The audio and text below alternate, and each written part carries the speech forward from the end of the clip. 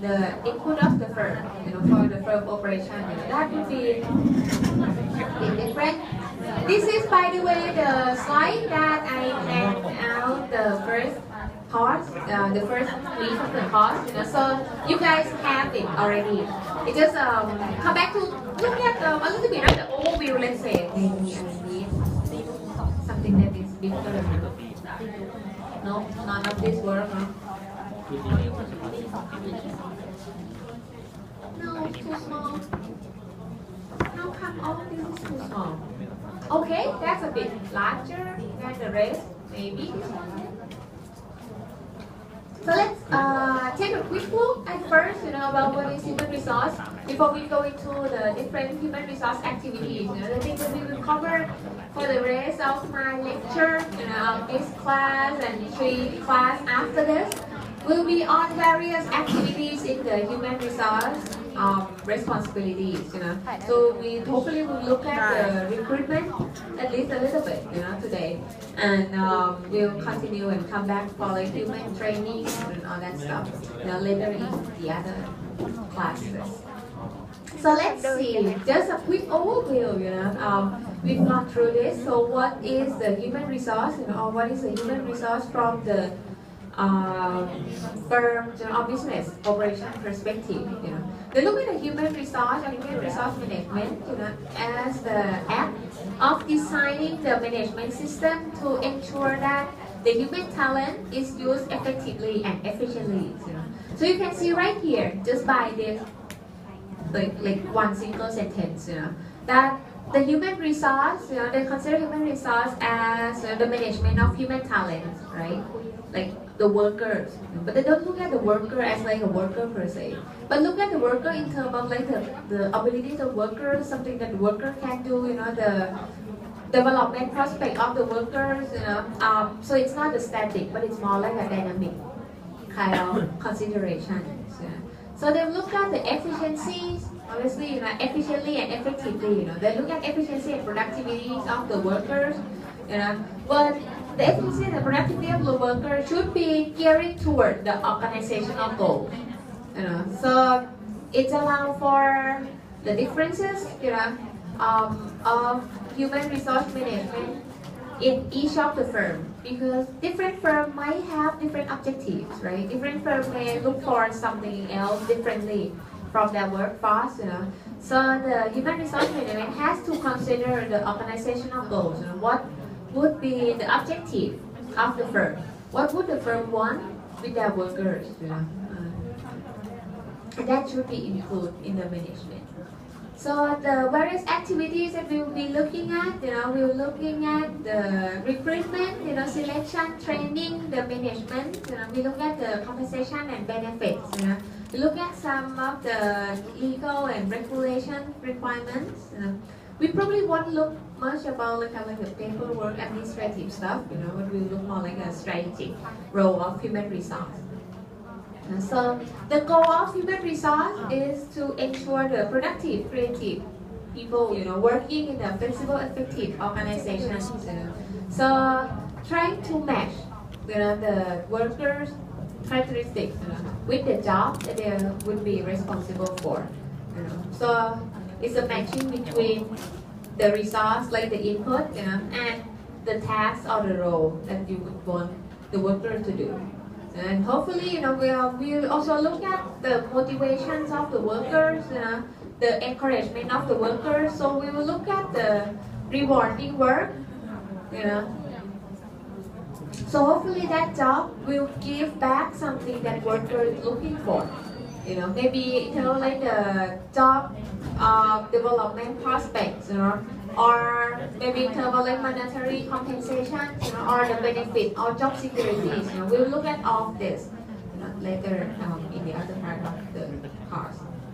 And we look at the human resource as a part of assets of the firm. So there's various part of assets of the firm: the physical, financial, intangible, brand name and all those stuff, and also human assets, So it's a type of the assets that firm can use for the firm operations. And when you look at the human capital from the firm perspective, And the human capital from the firm perspective will be the collective value of capabilities, the abilities of the workers, the knowledge, the skill, the experience, as well as the motivation as well. Because it influences the level of effectiveness and efficiency, of the workers, like whether they are motivated or not. So that's included there. Whereas if you look at like the human capital from economic point of view, the labor economic part that we looked at earlier, the human capital focus more on, let's say, both if we have assume everyone can work the same thing, right? So we look at only like education, we look at the skills mostly, we might sometimes looking at the experience, but we don't really go into capabilities, we don't go into like motivations, that kind of stuff in labor economics. However, it is important in human resource management, like in business, to have that. So you might want to look at human capital as an intellectual capital, so focus on the thinking, the knowledge, the creativity of the workers instead of like think about worker as kind of like a part of inputs and like you put the worker in front of the machine and they do this and that, But workers also have other things, that also important for the firm as well, right? So usually, human resource is crucial in the firm development, especially it can help the human resource management, can help increase the capabilities of the workers, right? And can differentiate the organization from its competitors. Usually, it has to consider fitting the right people to the right place and also treat the people appropriately. Hopefully, they will contribute to the long-term growth and the long-term development of the firm because they are willing to stay with the firm for a long time. There are a lot of activities, human resource. Some of this we will cover, some not. Strategic HR management, so they look at the management techniques, the management strategies, on various issues. We look at staffing, how can you put people in the right job? That's actually the handout that you got today. So that's about staffing, and then talk about reward. So that's a compensation, incentive, and benefits. We'll do that I think later. And then talent management, that's another thing that we will do. Looking at, well, if you get the workers, now you have workers, apply for you, and you select the worker already, so you know who will be working for you. What are you going to do with them? The process. That's not just about like orientation, like at the beginning, and that's it. That's also the talk about the training, the ongoing development, the implicit capabilities, the career planning, and all that. That would a part that we will cover as well. I think maybe next time, I guess. And then there will be the issue of legal frameworks, the regulation and rules, that you have to follow according to the government. And then you have employee labor relationship. We won't really cover this part in this course because we don't have enough time.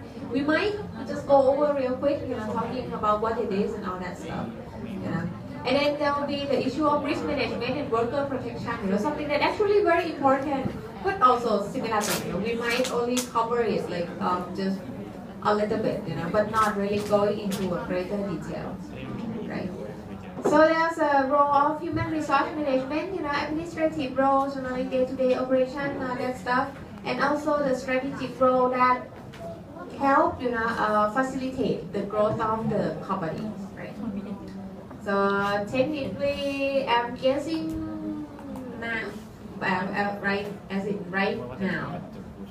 Okay, maybe I go for like a few more slides, then they can switch to the one that we want to focus on. So the strategic human resource management, is the use of the employee to maintain competitive advantage. So you see, that employee can be used as kind of like a part of company operation that can differentiate the firm, or strengthen the firm competitiveness. So you can look at the competitive advantage opportunities, that you can use employee or you can employ workforce, in order to improve that product competitiveness. Usually it has to go along the line of understanding your own business as well as understanding the capability of your workforce as well.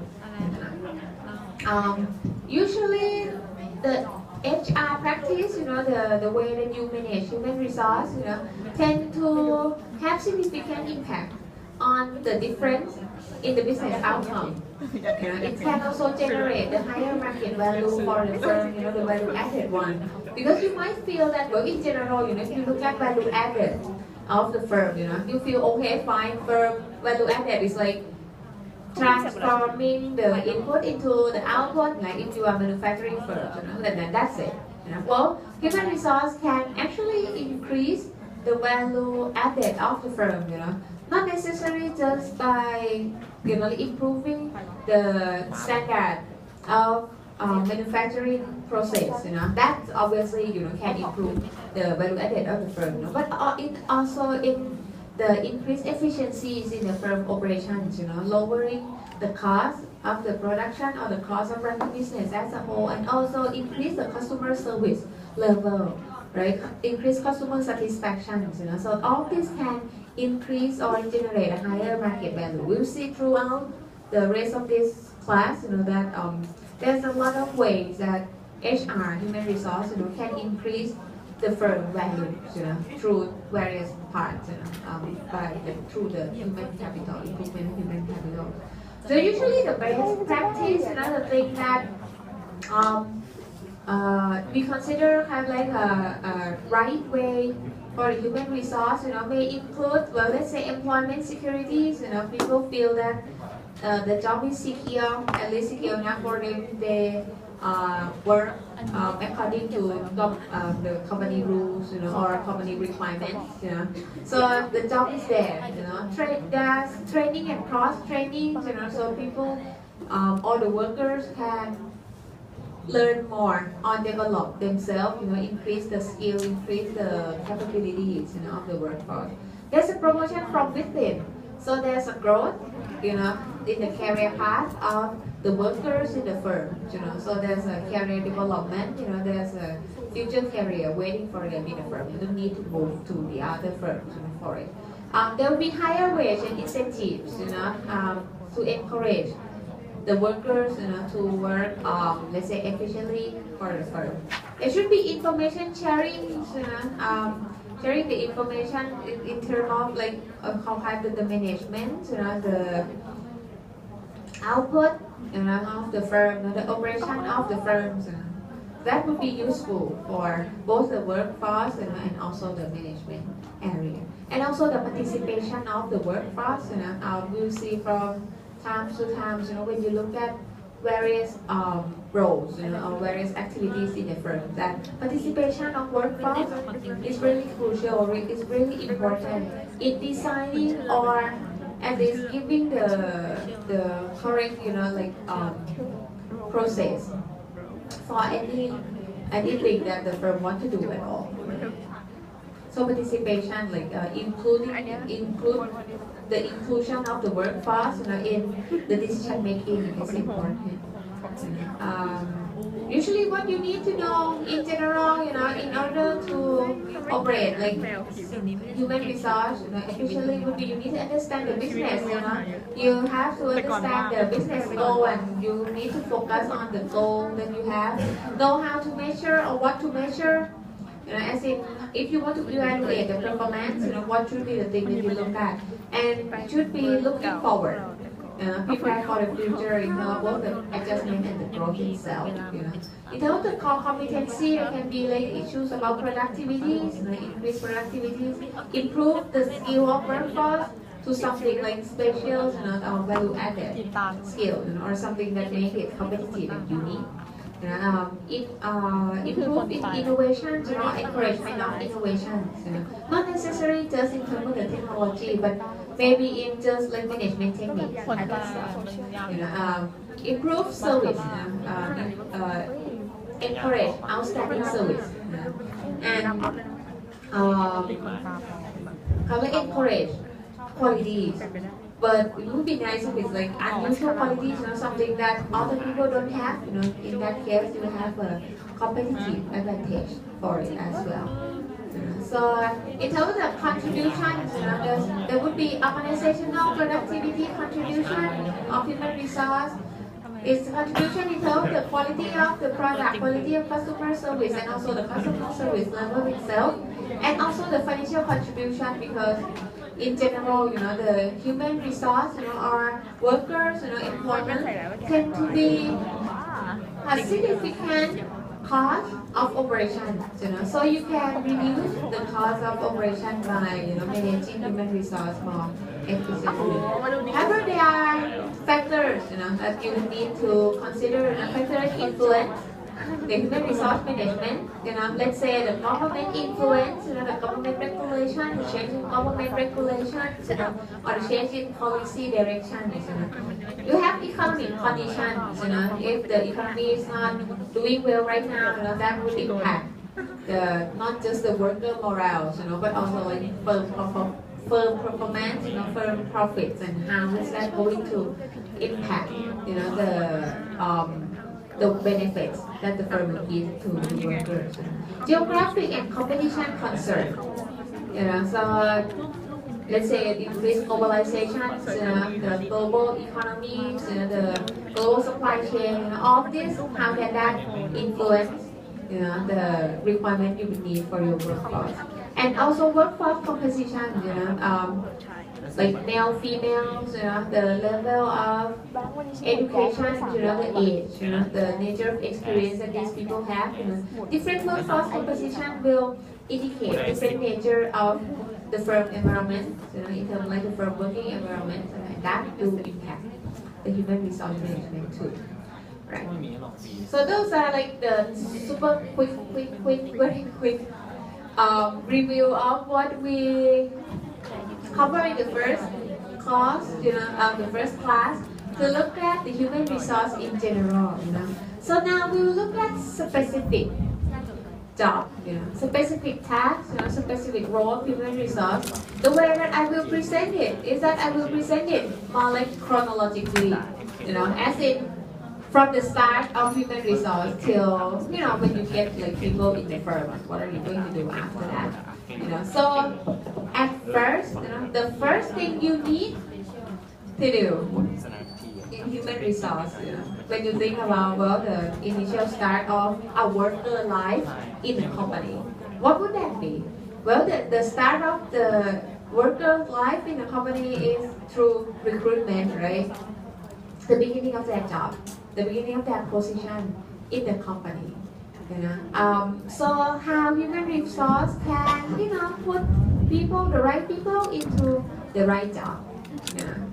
That's kind of like booster. You need to put the right people into the right job, and then there's other things you need to consider after that. But at first, you need to put the right people in the right job. How can we start that? How would we go about doing that? Well, first of all, you have to understand, so what exactly is the right job?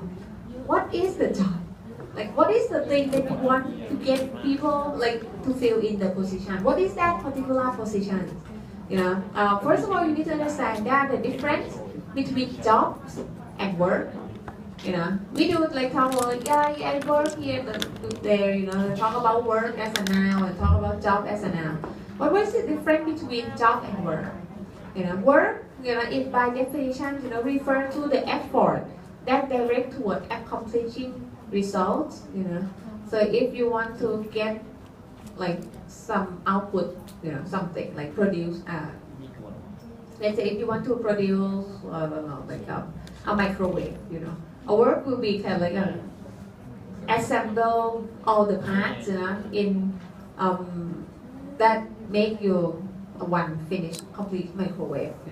Or if you are, let's say, if you are an accountant, and you need to, complete or balance, the yearly financial reports, So the work will be, well, you sit down and type in your computers, all these various numbers and various things, for the financial reports of that year, right? So that's the work refers to the effort to get a result. So that's the work. But what about the job? Job is in fact more broader than that, right? Job talking about a group of tasks, duties, responsibilities, something that constitute all the work assignment, the stuff that you need to do. If you are an accountant is a job.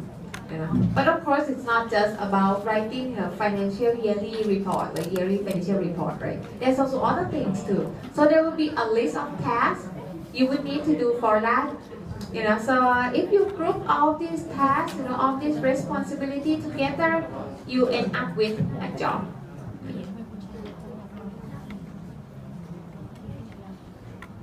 Another thing you might see, when you talk about like human resource and kind of like actually it's a KM right now, the knowledge management, is that in doing a job, you would also, it would be beneficial to know what we call like a workflow analysis.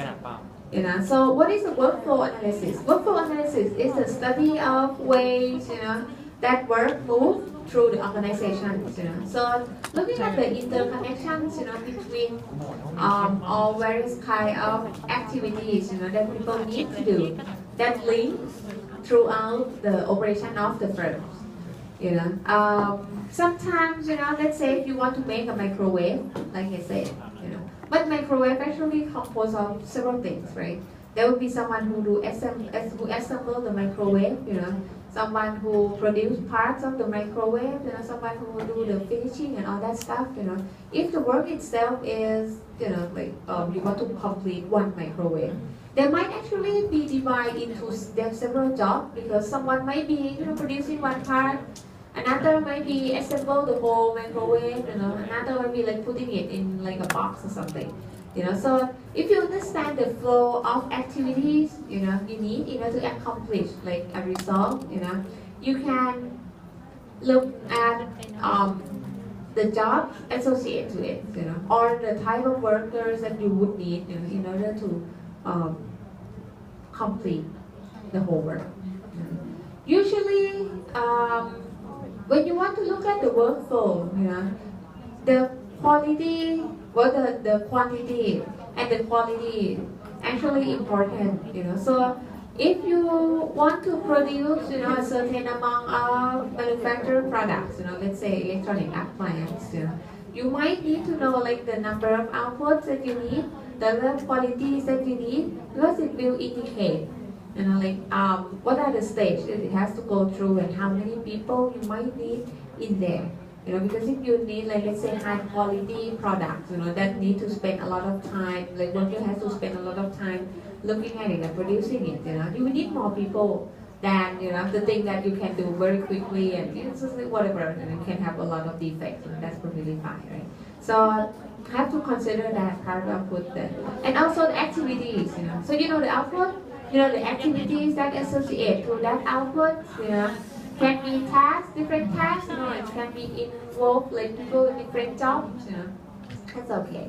And then inputs, need to be assessed as well, because it has to be the factor that determine, the output later on. All right.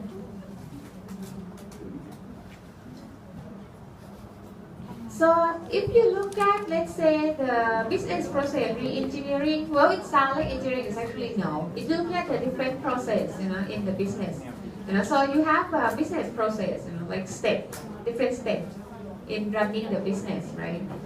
You can, in fact, re-engineering it, just basically meaning that you reorganizing, change the management and all that stuff, in order to improve the flow of the activities, or improve, the output that you get from the activities. You are reorganizing the job to make it more efficient and more effective,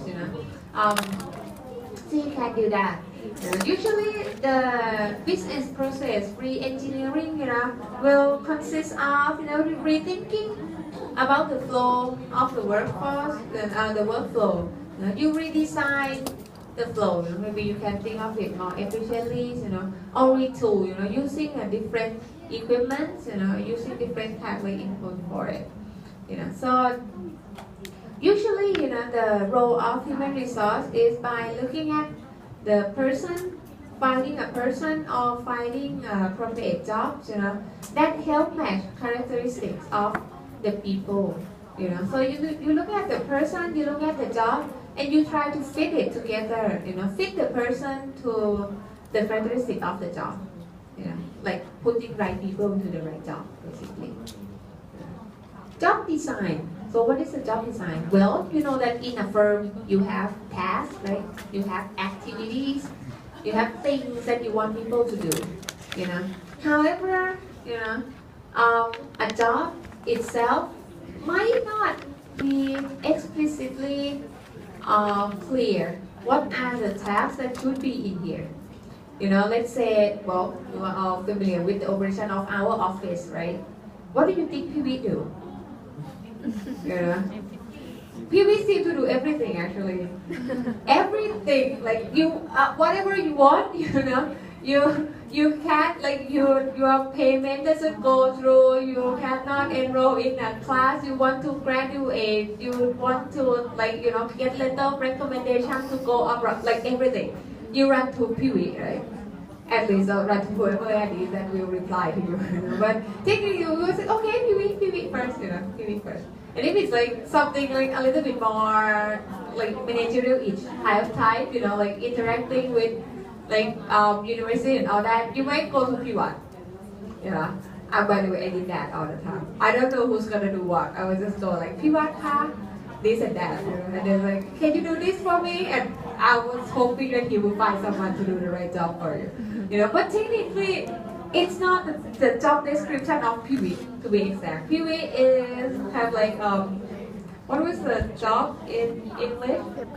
Should be like academic staff. She's the staff that responsible for only academic issues of the program. She doesn't do anything else, at least according to her job title. So she technically, the responsibility would be, making sure that professors show up for the class, arrange the class schedules, and make sure that I have this. This is PV job. Make sure that I have food and water, and I have like a paper I need to sign, for like like I'm here and all that stuff, and that's it. Oh, and also obviously helping you with like class enrollments, and always probably want to like add job and all those stuff.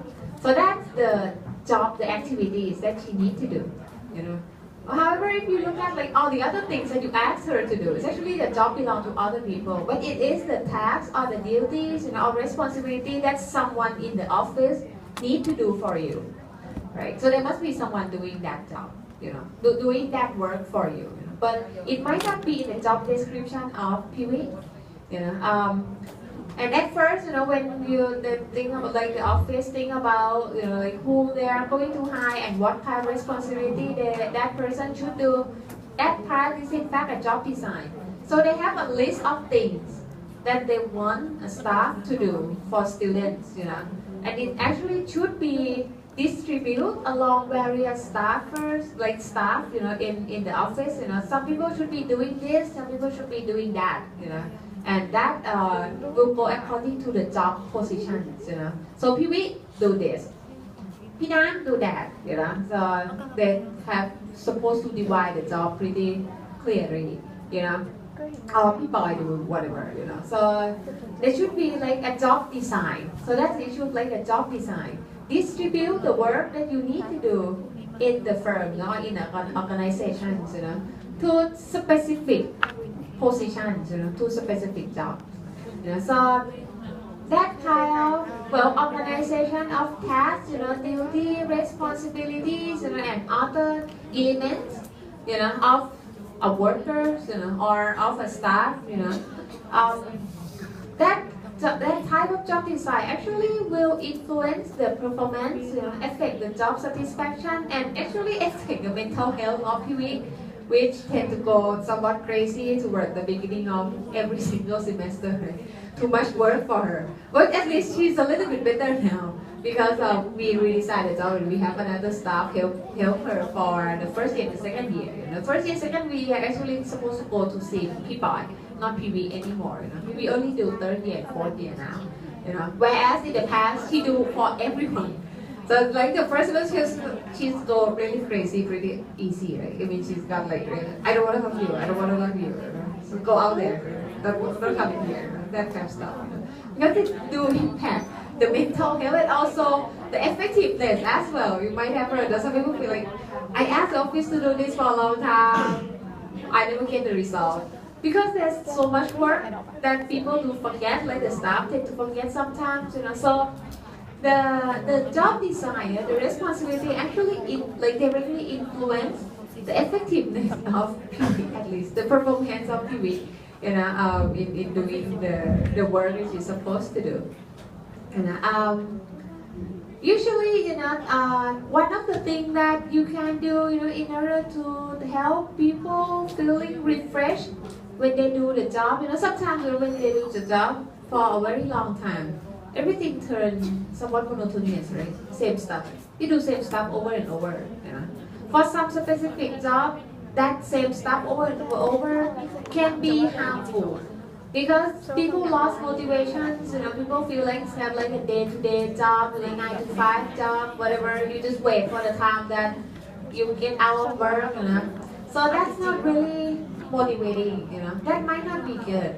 So you can do various things in order to increase the effectiveness of people. That sometimes to include, let's say the job enlargement, increase the responsibility, increase the duties that people have to do, or the job enrichment, making it more fun, at least making it more appealing.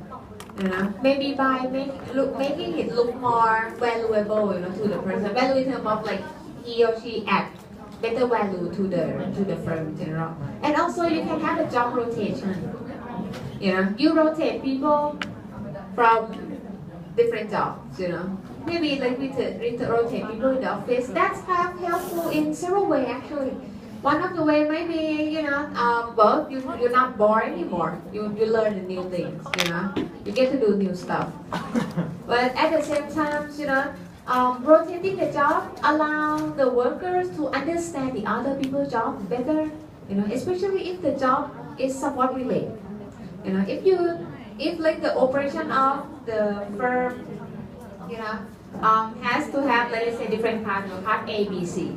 If you have a worker working in part A, let's say you rotate PV to work for, let's say, I think we have to PR.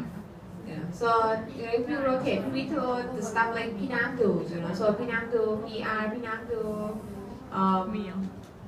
well, you're supposed to have like student meet advisor sometime along the line this week, right?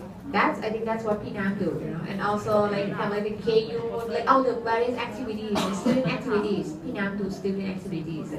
So if you rotate PV and Pinam, PV now would understand, or at least would learn about like student activities, and roll up student activities and all that. At the same time, Pinam will know about academics, like the class scheduling, the problem in adopt periods, the concern of students toward like completing the degrees and all that. So hopefully, when she returned back to her student activities organizer, she would know more about, well, maybe what kind of student activities that student would be appealing to. Something you want to do. So because something that will effort lot at least in terms of the timing, during what time of the year would be better, for your activities, because it's not coincide with the other serious stuff that's going on in academics. So the job rotation can be pretty useful in that part, that sense as well. So let's see, what is characteristics of the job?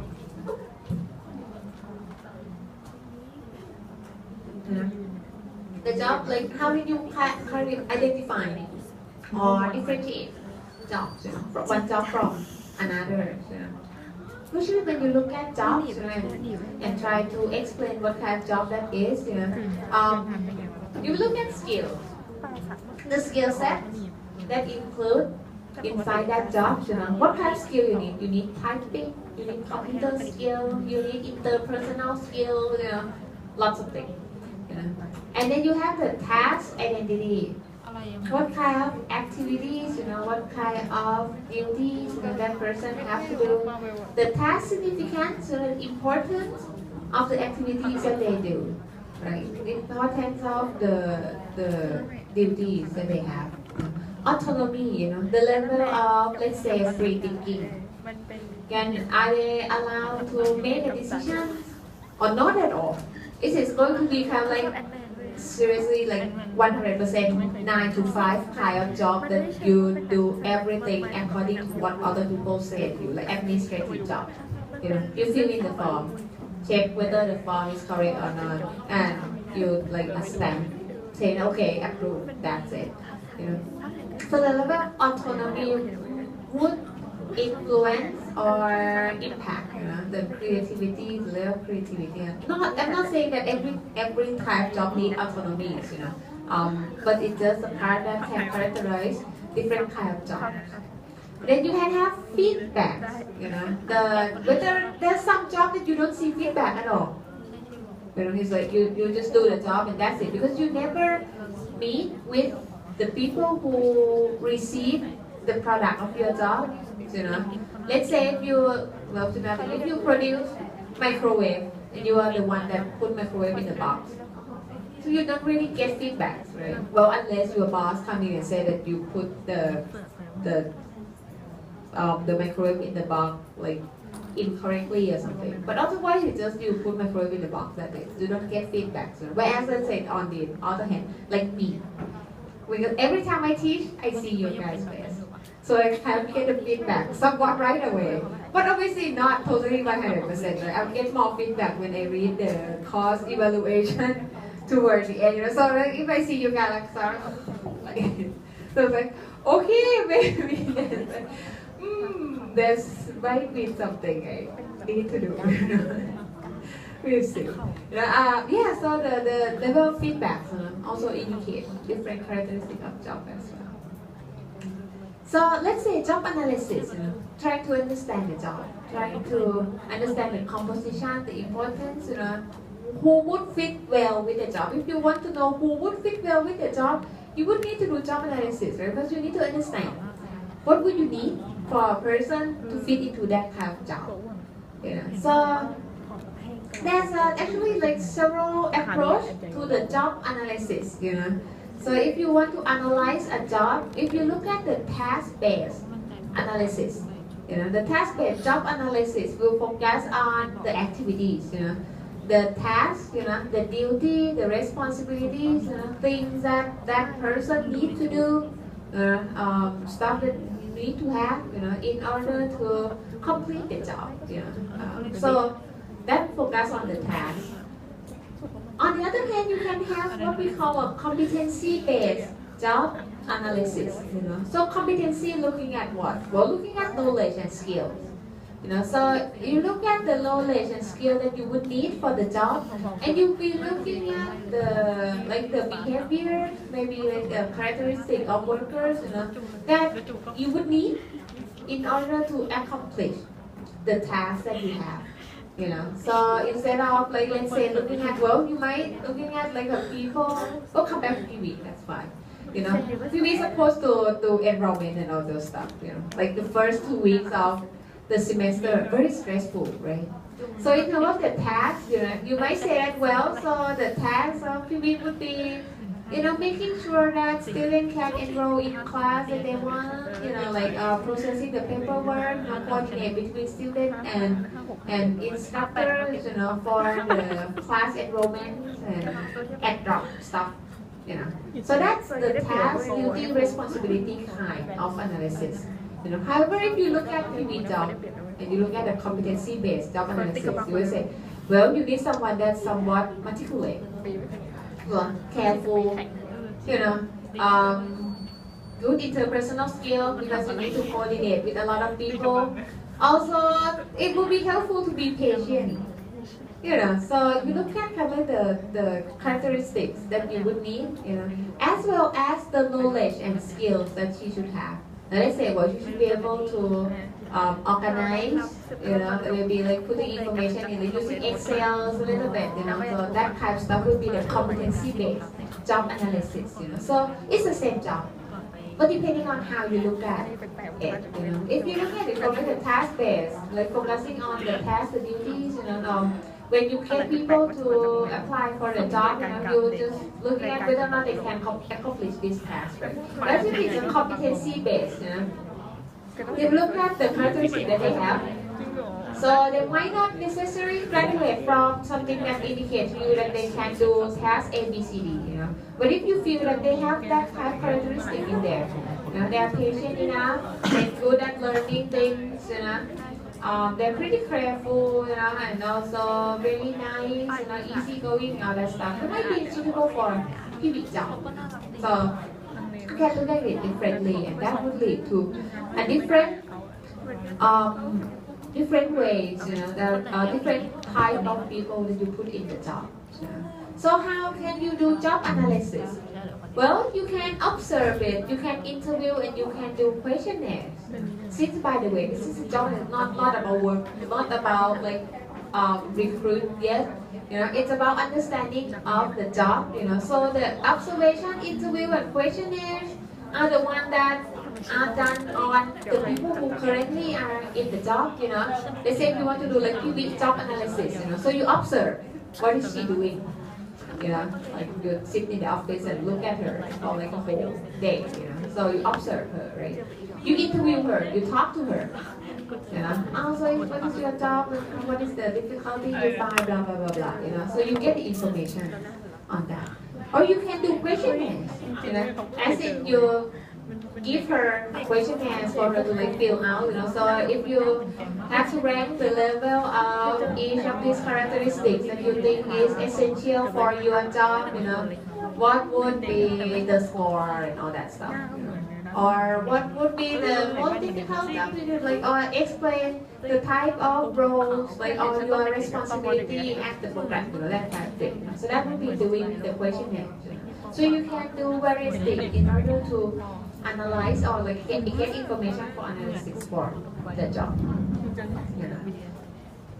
So the type of output that you get from job analysis, when you gather that kind of information, what do you have? We'll get job specification. You get the performance standards, and you get the components of the job. I'm that lazy. I'm not even put the description of each one of these in there.